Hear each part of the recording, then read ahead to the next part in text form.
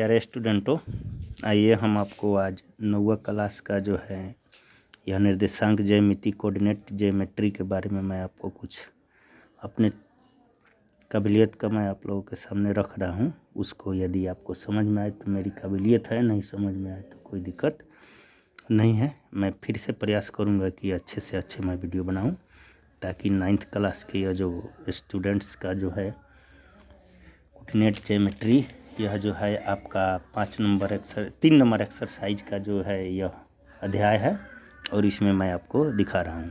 कह रहा है कि निर्देशांक ज्यामिति को फ्रांसीसी दार्शनिक और रैने, दार्शनिक भी थे और गणितज्ञ भी थी, रैने दकार्ते ने इसे विकसित किया था। इसने बताया था कि यह जो होता है मूल बिंदु होता है, जिसको ओरिजिन पॉइंट कहते हैं। यहाँ पर इसका निर्देशांक होता है 0 0।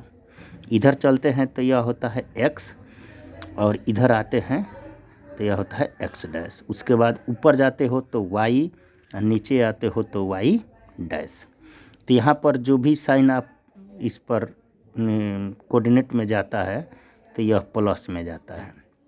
याद रखेंगे 1 2 3 4 5 6 7, और ऊपर के तरफ भी जाओगे तो आपको प्लस में ही दिखाता है। ध्यान से समझिएगा 1 2 3 4 5 6, और इधर आते हैं तो यह हो गया आपके बाएं तरफ। बाएं तरफ आते हैं, दाहिने प्लस होगा और बाएं तरफ ओरिजिन पॉइंट के आएंगे तो आपको माइनस होगा। यहाँ पर -1 -2 -3 -4 -5 -6 -7।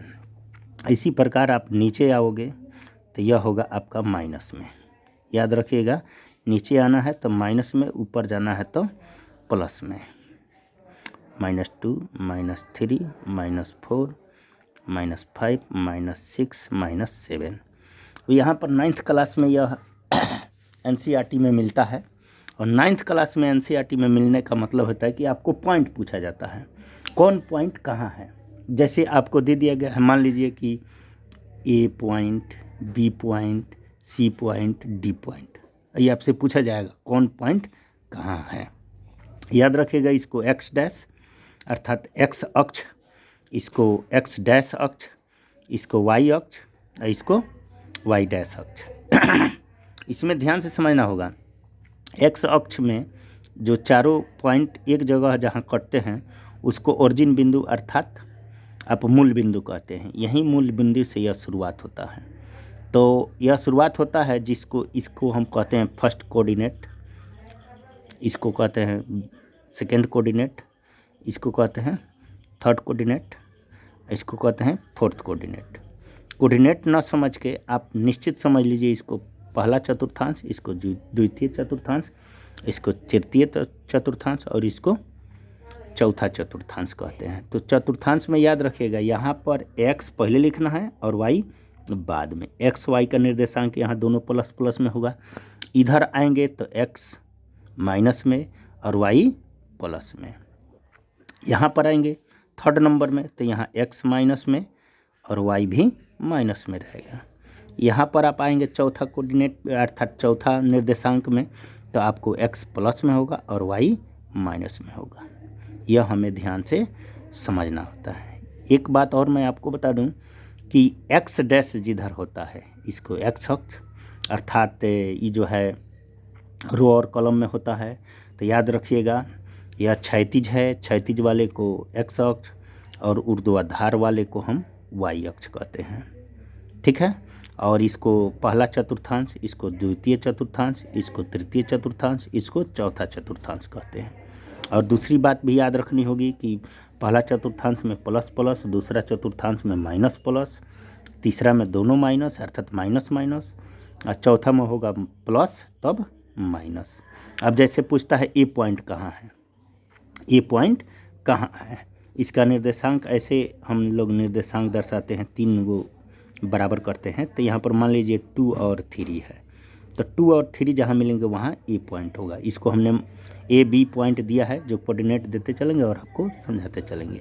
तो एक्स अक्ष को ही आप ए मानेंगे, x मानेंगे, और y अर्थात यहाँ पर हो गया x और ये हो गया y, जैसे मैंने यहाँ पर लिखा है।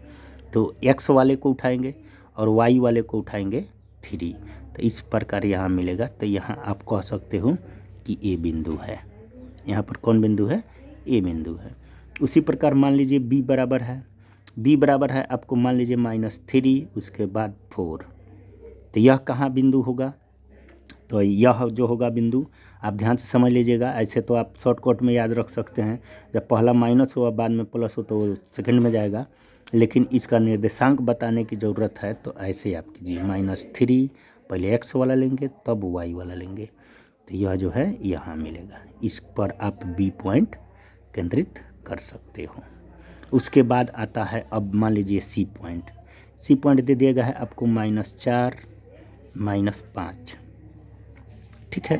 तो यह निर्देशांक कहाँ जाएगा, -4 वाले के सामने से उठेगा, पहले x से ही हम लोग उठाएंगे, उसके बाद आपको 5 पर इसको मिला देना है। तो यहाँ पर हो जाएगा आपको C पॉइंट हो गया।